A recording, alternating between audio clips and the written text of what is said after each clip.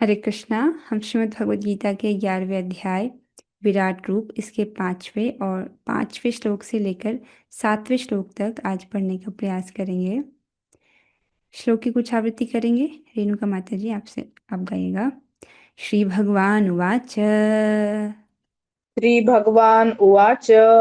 पश्य मे पार्थ रूपाणि पश्य मे पार्थरूपाणि शतशोऽथ सहस्रशः शतशोऽथ सहस्रशः नानाविधानि दिव्यानि नानाविधानि दिव्यानि नानावर्णाकृतीनि च।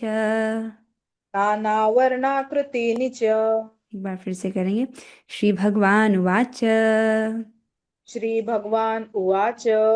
पश्य मे पार्थ रूपाणि पश्य मे पार्थरूपाणि शतशोऽथ सहस्रशः शतशोऽथ सहस्रशः नानाविधानि दिव्यानि नानाविधानि दिव्यानि नानावर्णाकृतीनि च। नानावर्णाकृतीनि च। बहुत सुंदर। एक बार आप गाएंगे, मैं आपके पीछे गाऊंगी। मैं गाऊं पहले। जी जी, आप गाइए।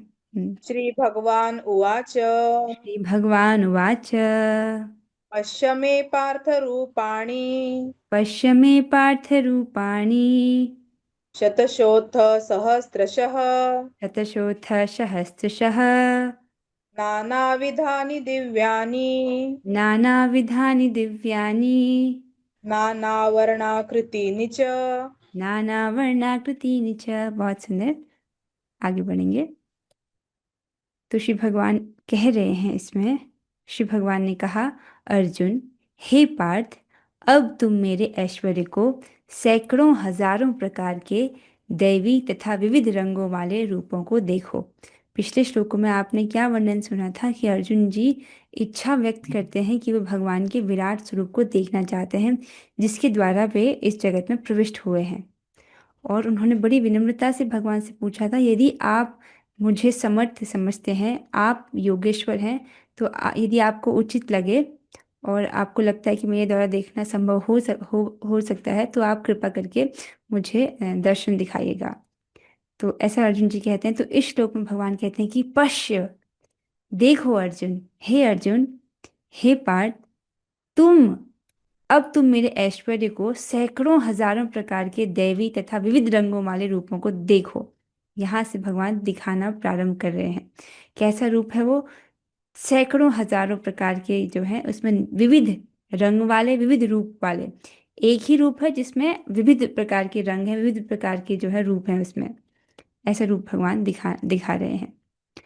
श्री भगवान वाच, श्री भगवान ने कहा, पार्थ, हे पार्थ, मैं नाना विध, मेरे नाना प्रकार के, मेरे विविध प्रकार के, नाना वर्णाकृतिनी, और नाना वर्ण मीन्स अलग अलग रंगों वाले। किसी का श्यामल रंग है, किसी का लाल रंग है। इस प्रकार से अलग अलग रंगों वाले रूप को तुम देखो। और आकृति विशिष्ट, उनकी आकृति भी अलग अलग है। तो ऐसे तुम मेरे रूप को देखो।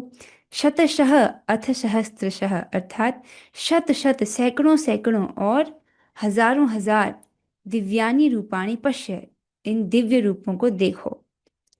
तो इस प्रकार से भगवान जो है अपने स्वरूप का, अपने विराट रूप का दर्शन जो है अर्जुन जी को करा रहे हैं। क्योंकि भगवान योगेश्वर हैं, तो वो अर्जुन जी को भी ये सब दिखा पाने में समर्थ हैं। तात्पर्य की ओर बढ़ेंगे। अनुवाद और तात्पर्य। कृष्ण कृपा मूर्ति श्री श्रीमद् एसी भक्ति वेदांत स्वामी प्रभुपाद द्वारा। प्रभुपाद जी बता रहे हैं, अर्जुन कृष्ण के विश्व रूप का दर्शनाभिलाषी था, स्पष्ट है, जो दिव्य होकर भी दृश्य जगत के लाभार्थ प्रकट होता है। फलतः वह प्रकृति के अस्थायी काल द्वारा प्रभावित है। जिस प्रकार माया प्रकट अप्रकट है, उसी प्रकार कृष्ण का यह विश्व रूप भी प्रकट तथा अप्रकट होता रहता है। ये कैसा बोल रहे हैं, क्या बोल रहे हैं, इसको समझिए। जब कोई मेला लगाया जाता है ना, मेला, तो मेले का भी इसको मैनेज करने वाला डीएम होता है। जब तक मेला है तब तक वो जो डीएम है उसको मैनेज करता है। लेकिन जब मेला नहीं है, मेला बंद हो गया, तो डीएम की पोजीशन भी फिर नहीं रहती है। समझ रहे हैं? उसी प्रकार से जो परमात्मा जी का स्वरूप है, क्या वो शाश्वत स्वरूप है? परमात्मा का स्वरूप, क्या उत्तर होगा आपका? ओह वाह, आपको पता है कि परमात्मा का स्वरूप भी शाश्वत नहीं है, क्योंकि जब ये ब्रह्मांड की रचना की जाती है, तो गर्भोदकशाही विष्णु इसमें प्रवेश करते हैं। कब तक प्रवेश करते हैं? जब तक ब्रह्मांड की आवश्यकता है।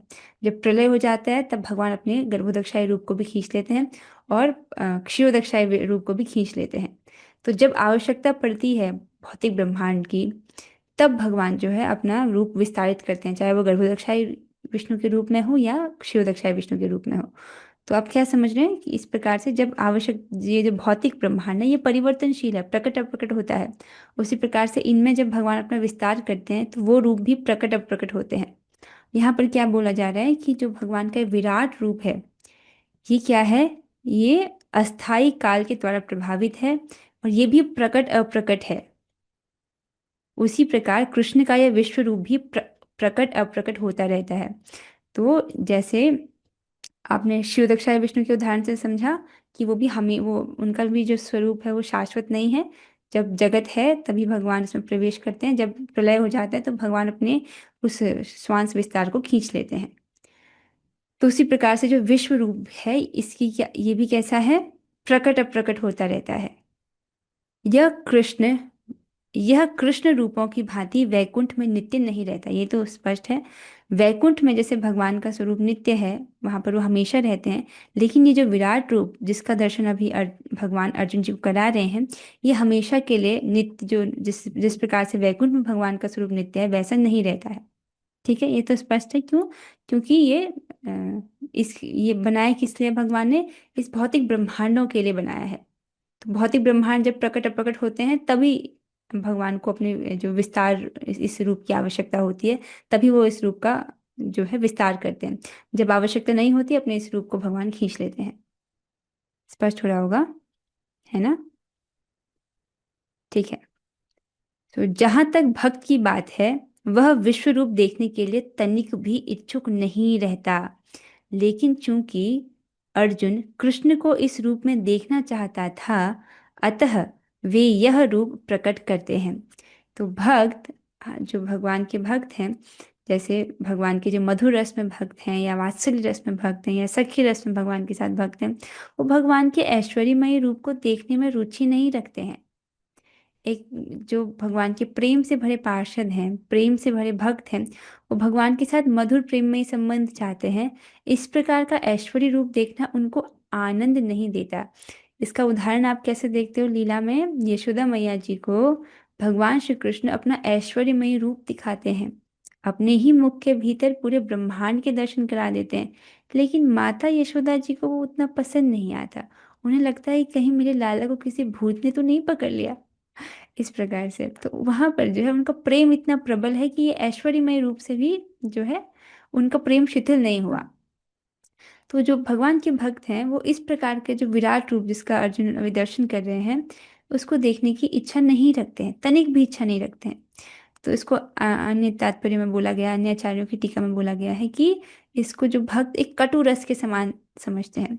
भगवान का जो मधुरमय रूप है, जो अपने भक्तों के साथ वो मधुरमय प्रेम का आदान प्रदान करते हैं, वो तो अनंत माधुर्य से युक्त है। लेकिन इस प्रकार का जो रूप भगवान अभी दिखा रहे हैं, अपना जो सैकड़ों सैकड़ों हजारों विविध विविध रंगों और वर्णों वर्णों और रूपों वाला जो भगवान रूप दिखा रहे हैं, इसको भक्त कटु रस समझते हैं, अच्छा नहीं है।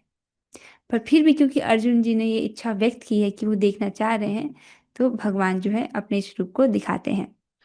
सामान्य व्यक्ति इस रूप को नहीं देख सकता। श्री कृष्ण द्वारा शक्ति प्रदान किए जाने पर ही इसके दर्शन हो सकते हैं। तो सहज सी बात है कि भगवान अनंत हैं। ऐसे अनंत भगवान को देख पाना, समझ पाना एक सामान्य व्यक्ति के बस की बात नहीं है। लेकिन भगवान जो अनंत हैं, जब अनंत भगवान कृपा कर दें, तो उनके द्वारा शक्ति प्रदान किए जाने पर ही दर्शन हो सकते हैं। इसी प्रकार से एक उदाहरण हमने वहां भी पढ़ा था, जैसे संजय जी जो है, उनको व्यास देव जी दिव्य दृष्टि प्रदान करते हैं, ताकि वो भूत भविष्य वर्तमान सब देख पाए। तो उनको इस प्रकार की दृष्टि दी जाती है, तभी तो वो इस वक्त कुरुक्षेत्र में जो घटना हो रही है उसका वर्णन कर रहे हैं धृतराष्ट्र को। तो व्यासदेव जी जो हैं, जो कि भगवान के अवतार है, वो उनको दिव्य दृष्टि देते हैं। तो उसी प्रकार से आगे के श्लोकों में स्पष्ट होगा कि भगवान श्री कृष्ण अर्जुन जी को दिव्य दृष्टि प्रदान करते हैं, जिसके द्वारा वो भगवान के इस ऐश्वर्यमयी असीमित, जिसमें जिसमें हजारों हजार रूप हैं, हजारों हजार रंगों वाले और वर्णों वाले रूप को जो है, इसको देख पाने में समर्थ होते हैं अर्जुन जी। सो अगले श्लोक की ओर बढ़ेंगे। रेणुका माता जी आप गाइएगा। पश्यादित्यान् वसून् रुद्रान् पश्यादित्यान् वसून् रुद्रान् अश्विनौ मरुतस्तथा अश्विनौ मरुतस्तथा बहून्य अदृष्टपूर्वाणि बहून्य अदृष्टपूर्वाणि पश्याश्चर्याणि भारत। पश्चाश्चर्याणि भारत। पश्यादित्यान् वसून् रुद्रान् पश्यादित्यान् वसून् रुद्रान् अश्विनौ मरुतस्तथा अश्विनौ मरुतस्तथा बहून्य अदृष्टपूर्वाणि बहून्य अदृष्टपूर्वाणि पश्याश्चर्याणि भारत। पश्चाश्चर्याणि भारत। पश्यादित्यान् वसून् रुद्रान् पश्यादित्यान् वसून् रुद्रान् अश्विनौ मरुतस्तथा अश्विनौ मरुतस्तथा बहून्य अदृष्टपूर्वाणि बहून्य अदृष्टपूर्वाणि पश्याश्चर्याणि भारत। पश्चाश्चर्याणि भारत। बहुत सुंदर, आप गाइएगा। पश्यादित्यान् वसून् रुद्रान् पश्यादित्यान् वसून् रुद्रान् अश्विनौ मरुतस्तथा अश्विनौ मरुतस्तथा बहून्य अदृष्टपूर्वाणि बहून्य अदृष्टपूर्वाणि पश्चाश्चर्याणि भारत। पश्याश्चर्याणि भारत। बहुत सुंदर। तो भगवान आगे कहते हैं, हे भारत, किसे कह रहे हैं? अर्जुन जी को। हे भारत, लो तुम आदित्यों, वसुओं, रुद्रों, अश्विनी कुमारों तथा अन्य देवताओं के विभिन्न रूपों को यहाँ देखो। तुम ऐसे अनेक आश्चर्यमय रूपों को देखो जिन्हें पहले किसी ने न तो कभी देखा है न सुना है।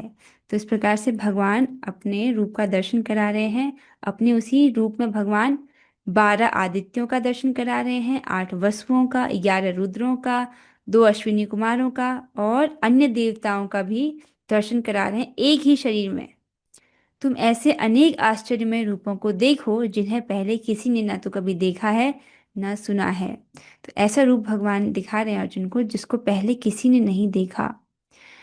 एक बार भगवान विश्व रूप दिखाते हैं दुर्योधन को, लेकिन वो इससे अलग था। ठीक है, अब भगवान जो रूप दिखा रहे हैं वो उससे पहले उन्होंने किसी को भी नहीं दिखाया है। अन्वय को देखेंगे। भारत, हे भारत अर्थात हे भरतवंशी, आदित्यान, द्वादश आदित्यों को। द्वादश आदित्य कौन है? माता अदिति के 12 पुत्र, जिसमें इंद्र भी आते हैं, सूर्यदेव भी आते हैं, वामन देव भी आते हैं, वामन भगवान। वसून अर्थात अष्ट वसुओं को, 8 वसुओं को देखो। रुद्रान, एकादश अर्थात 11 रुद्रों को देखो। अश्विनौ अर्थात दोनों अश्विनी कुमारों को देखो। ये कौन है? ये देवताओं के वैद्य हैं। तथा मरुतः, 49 मरुदगणों को देखो। मरुदगण कौन है? माता दिति के पुत्र हैं, जो कि भक्त होते हैं। तो ये 49 मरुदगणों को देखो। पश्य अर्थात देखो। तो भगवान ने पिछले श्लोक में भी पश्य बोला था, इस श्लोक में भी पश्य कह रहे हैं। तो पुनरावृत्ति का यहाँ पर अर्थ ये है कि बहुत आश्चर्यमय और अद्भुत रस प्रकाशित हो रहा है।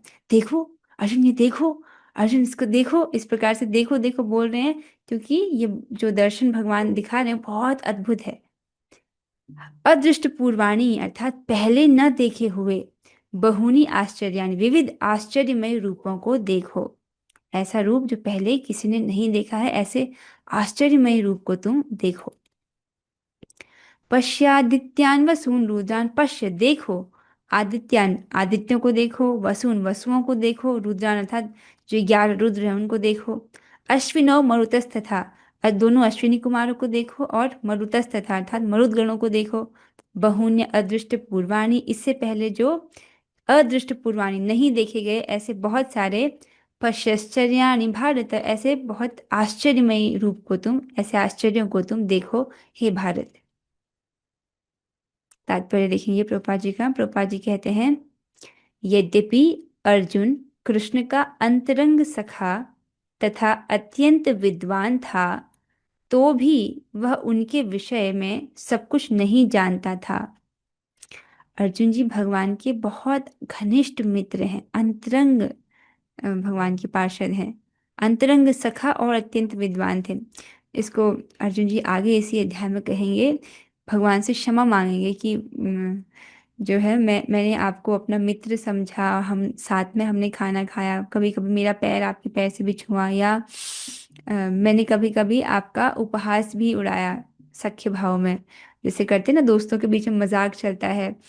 जिस प्रकार से अर्जुन जी कहते हैं कि यार कृष्ण, तुम कभी झूठ नहीं बोलते हो, इस प्रकार से भगवान को जो है मजाक करना भगवान के साथ। तो आगे चल के आपको इस अध्याय में पता चलेगा। तो अर्जुन जी जो हैं भगवान के बहुत घनिष्ठ, बहुत अंतरंग मित्र हैं, फिर भी वो भगवान के विषय में सब कुछ नहीं जानते थे। अब इसमें कोई दोष नहीं है। क्यों दोष नहीं है? क्योंकि भगवान तो अनंत हैं, उनके असीमित गुण हैं, और एक एक गुण अनंत है।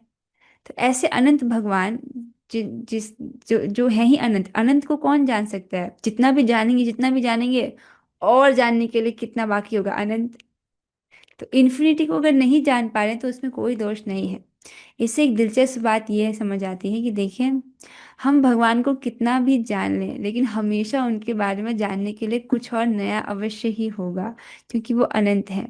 तो अच्छा है ना, हम अभी से लेकर के जितना समय आने वाला है, भगवान की भक्ति करेंगे, भगवान के बारे में जानेंगे, तो नए नए आश्चर्यों से युक्त हो जाएंगे। अच्छा ये भी है, अच्छा भगवान ऐसे हैं, ओ भगवान इस प्रकार के हैं, क्योंकि भगवान है ही इतने आश्चर्यमयी, असीमित शक्तियों से युक्त, असीमित ऐश्वर्यों से युक्त।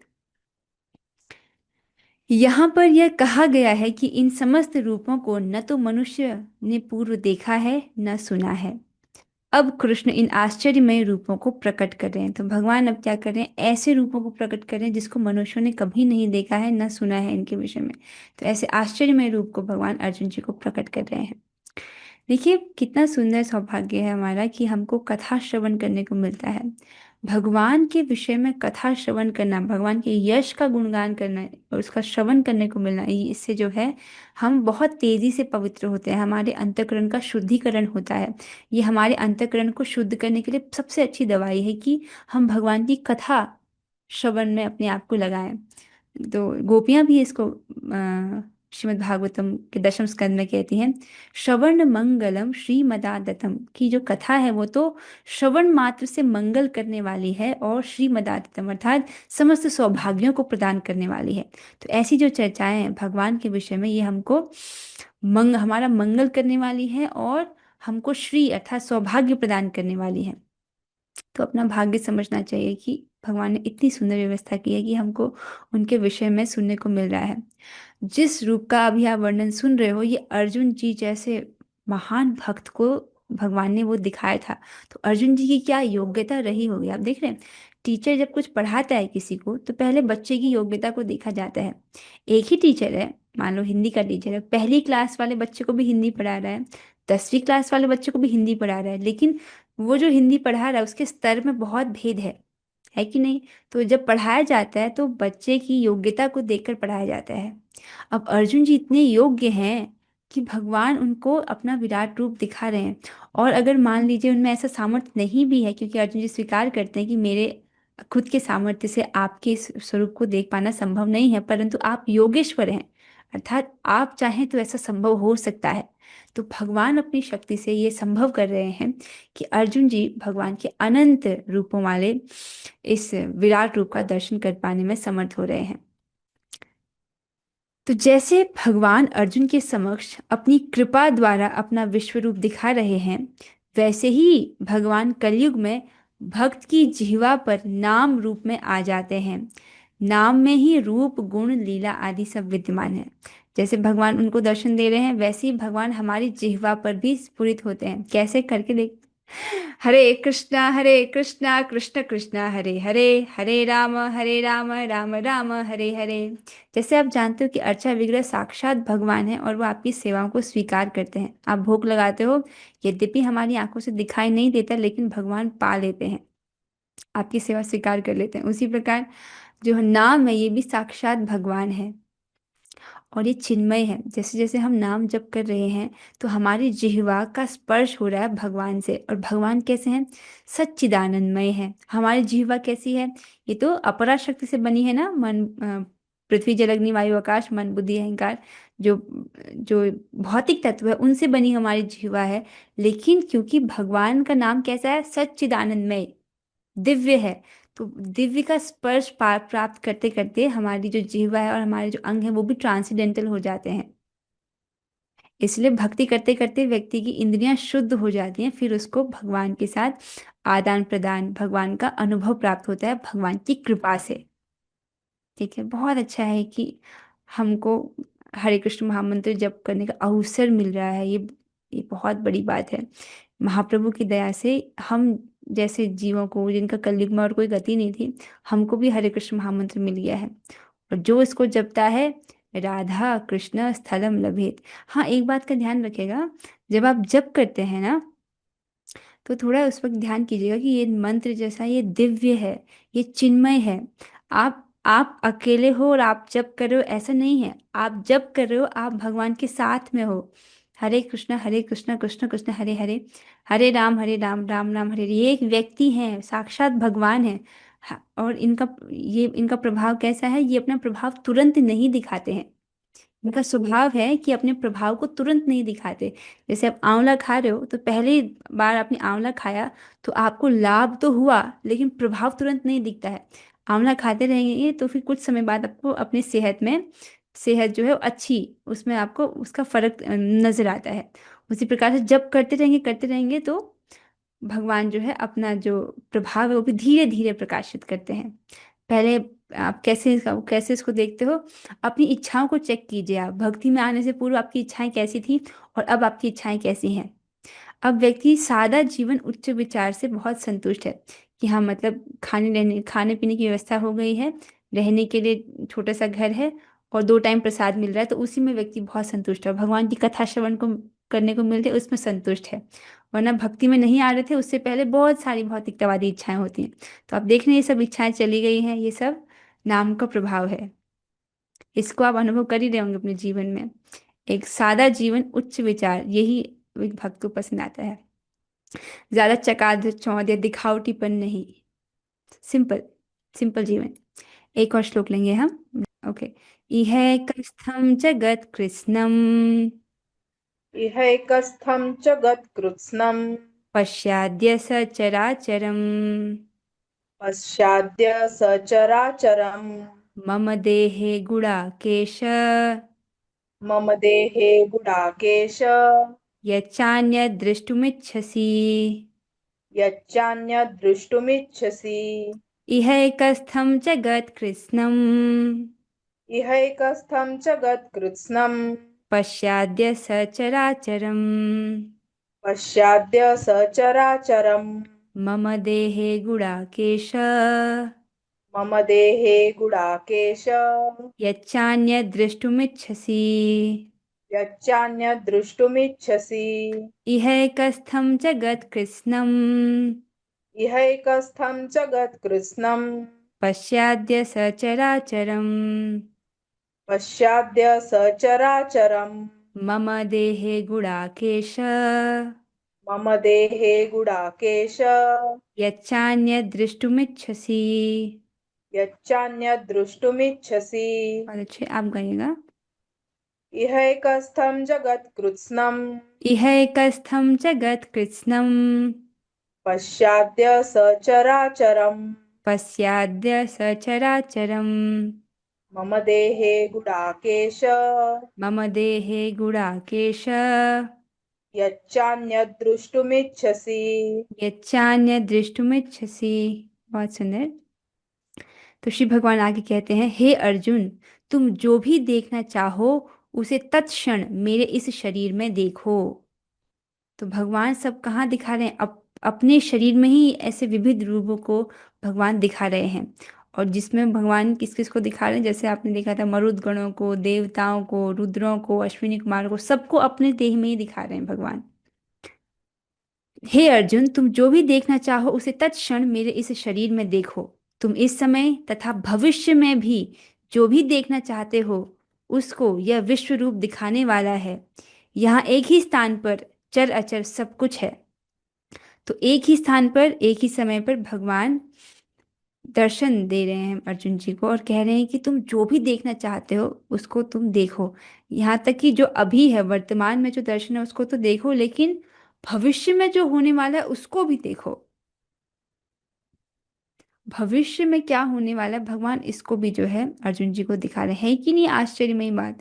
तो अर्जुन जी ये नहीं देखना चाह रहे होंगे कि युद्ध के बाद कौन जीतेगा, युद्ध के बाद किसकी जीत होगी, किसकी हार होगी, कौन कौन जो योद्धा है वो बचे रहेंगे युद्ध के बाद, क्या उनके मन में ऐसी जिज्ञासा नहीं होगी? हो सकता हो। तो वो देखते भी हैं, आगे चल के आप श्लोक में देखेंगे कि वो देखते हैं भगवान अपने काल रूपी जो मुख है उसमें जो कौरव पक्षों के जो योद्धा हैं उनको खा रहे हैं।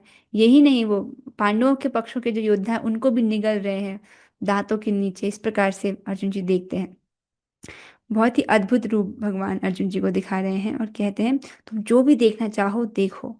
तो ये सब भगवान का अनुग्रह है, भगवान कृपा करके अर्जुन जी को ये सब दिखा रहे हैं।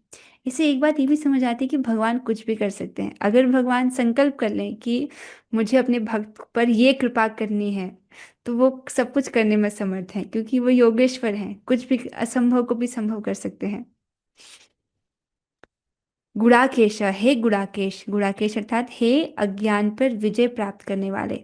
अर्जुन जी का नाम गुड़ाकेश है, जिसके दो अर्थ हैं। एक, उन्होंने निद्रा पर विजय प्राप्त की है, और दूसरा उन्होंने अज्ञान पर विजय प्राप्त की है।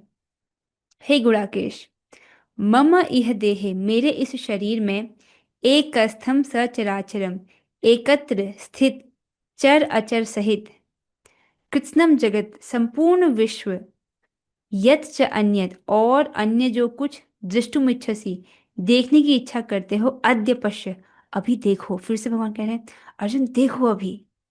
क्या? तुम मेरे इस स्वरूप को देखो जिसमें क्या है, संपूर्ण विश्व स्थित है। क्या? चर और अचर सहित, जो चलायमान है और जो जंगम है अर्थात स्थिर है उनके सहित, और अन्य जो कुछ भी तुम्हारे देखने की इच्छा है उसको देखो। इस प्रकार से जो है भगवान अपने रूप को दिखा रहे हैं। प्रभुपाद जी वर्णन करते हैं पिछले श्लोकों में कि भक्त ऐसे रूप को, भगवान के इस रूप को देखना नहीं चाहते हैं, और जो भी इस रूप को देखता है वो भयभीत हो जाता है। तो आगे आप देखेंगे कि अर्जुन जी इस रूप को देख करके भयभीत हो जाते हैं।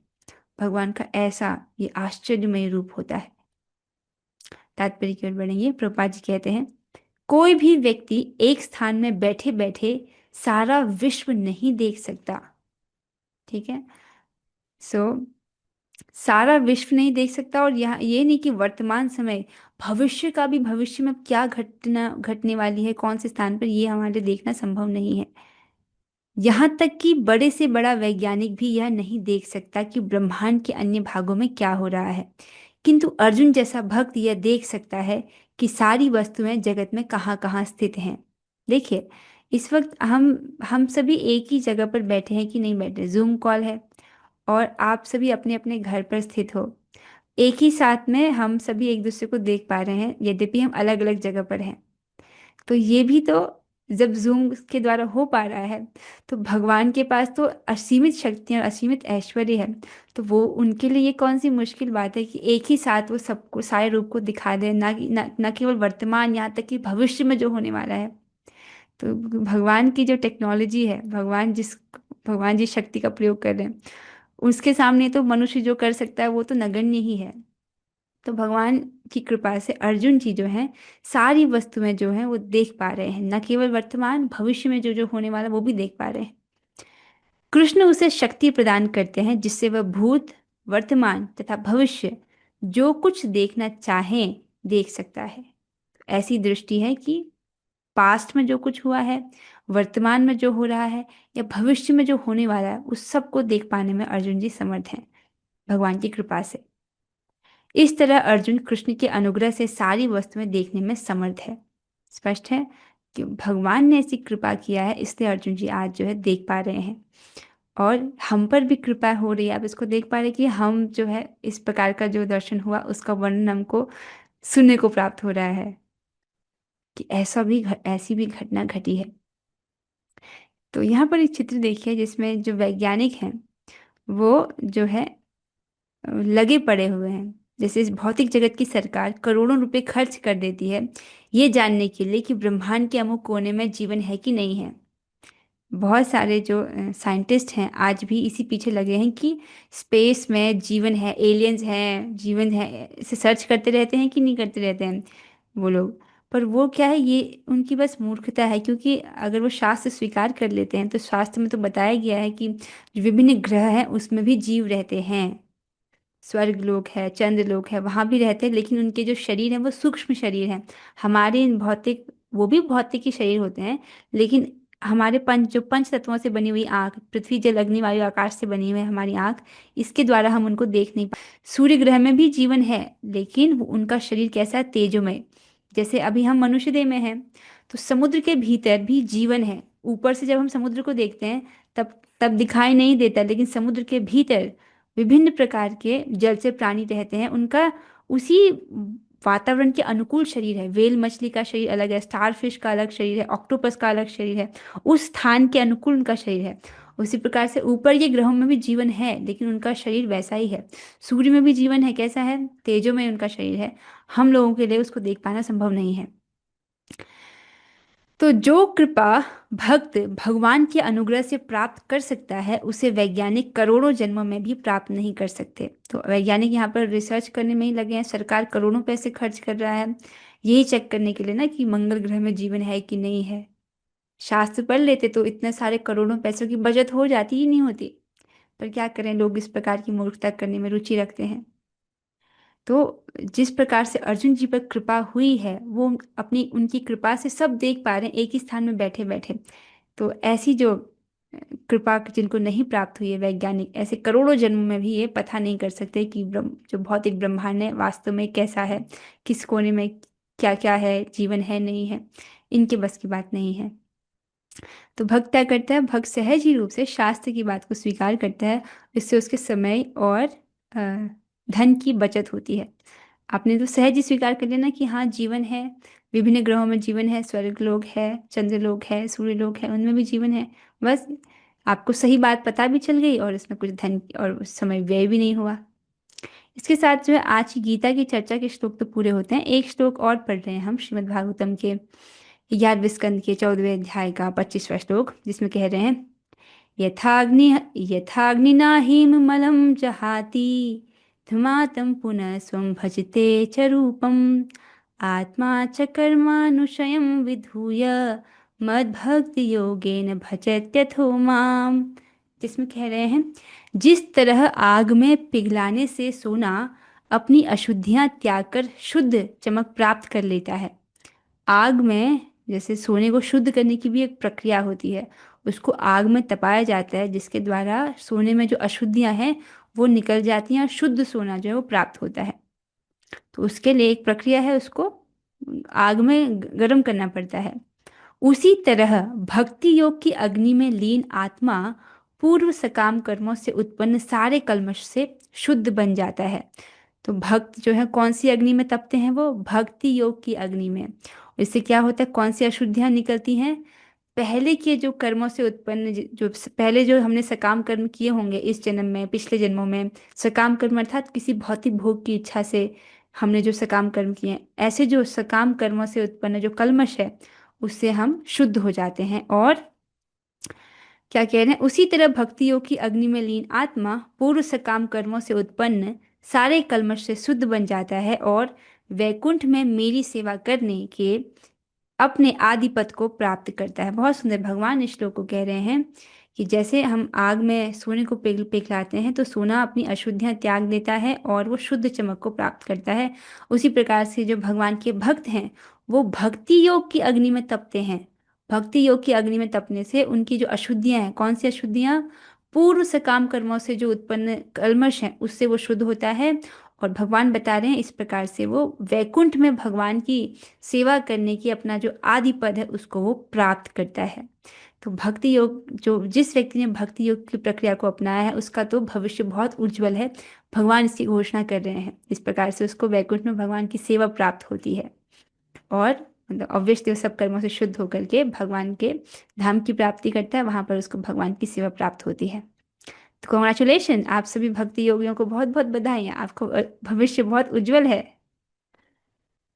इसके साथ जो है हम एक छोटी सी बात रह गई। देखिए प्रभुपाद जी से एक बार एक रिपोर्टर पूछते हैं कि ये जो आपका हरे कृष्ण आंदोलन है, ये 6 शब्दों में इसका वर्णन कीजिए। आपका जो आंदोलन है कृष्ण कॉन्शियसनेस, इसको 6 शब्दों में इसका वर्णन कीजिए। तब प्रभुपाद जी कहते हैं, chant Hare Krishna and spread Hare Krishna. आप स्वयं जप करो हरे कृष्ण महामंत्र और दूसरों को हरे कृष्ण महामंत्र दो। दान करना बहुत अच्छा होता है और सबसे अच्छा दान होता है जब हम हरे कृष्ण महामंत्र का दान दें। तो यदि हो सके, संभव हो सके तो हमें अवश्य ही हरे कृष्ण महामंत्र को दूसरे को देने का प्रयास करना चाहिए। प्रभुपाद जी हमसे यही चाहते हैं कि हम खुद भी जप करें और दूसरों को भी जप करने का अवसर दें। ठीक है, आप जिनको प्रचार कर रहे हो, मान लिया जाए कि वो 16 माला नहीं कर पा रहे, 1 माला करने के लिए प्रेरित कर सकते हो। 1 माला मतलब 10 मिनट से कम समय में हो जाता है। 10 मिनट के लिए कोई कमिट हो जाए, ये बहुत बड़ी बात है अगर आप किसी भी जीव से हरे कृष्ण महामंत्र करा पाओ तो। जब कोई व्यक्ति इस प्रकार से हरे कृष्ण महामंत्र को स्वीकार करता है तो भगवान ये देखते हैं कि ये मेरी विजय है। उसको भगवान अपनी जीत के रूप में स्वीकार करते हैं कि हाँ, अपनी जीत के जैसे इसको ग्रहण करते हैं, क्योंकि जीव अनादिकाल से भगवान से विमुख है। और जब वो देखते हैं कि अरे ये मेरा नाम बोल रहा है, तो ये भगवान को बहुत सुख देता है। और भगवान की उसके विषय में मति क्या होती है कि ये व्यक्ति मेरा है, अब इसकी रक्षा करना मेरा कर्तव्य है। इस प्रकार की भगवान की मति होती है। इसके साथ हम आज हमारी चर्चा को यहीं पर विश्राम देंगे। हम सब साथ में करेंगे, आप लोग माइक ऑन कर दीजिएगा। हरे हरे कृष्णा हरे कृष्णा हरे कृष्ण कृष्णा कृष्णा हरे हरे कृष्णा हरे, हरे हरे कृष्णा राम हरे हरे हरे राम, राम राम राम हरे राम हरे। हरे हरे हरे हरे कृष्णा कृष्णा कृष्णा हरे कृष्ण कृष्णा कृष्णा कृष्ण हरे कृष्णा हरे, हरे हरे हरे राम हरे हरे राम, राम राम राम राम हरे हरे। राम हरे हरे हरे कृष्णा हरे कृष्णा कृष्णा हरे कृष्ण कृष्णा कृष्णा हरे कृष्ण हरे, कृष्णा हरे हरे हरे हरे राम, राम हरे राम हरे राम हरे। हरे हरे श्रीमद् भगवद गीता की जय, जगत जय श्रील प्रभुपाद की जय, जय रामाचार्य श्री हरिदास ठाकुर की जय, जय धाम वृंदावन की जय। और जय बोल श्री कृष्ण करेंगे, हरे कृष्णा हरे कृष्णा हरे कृष्णा माता जी। हरे हरे कृष्णा, कृष्णा हरे कृष्ण।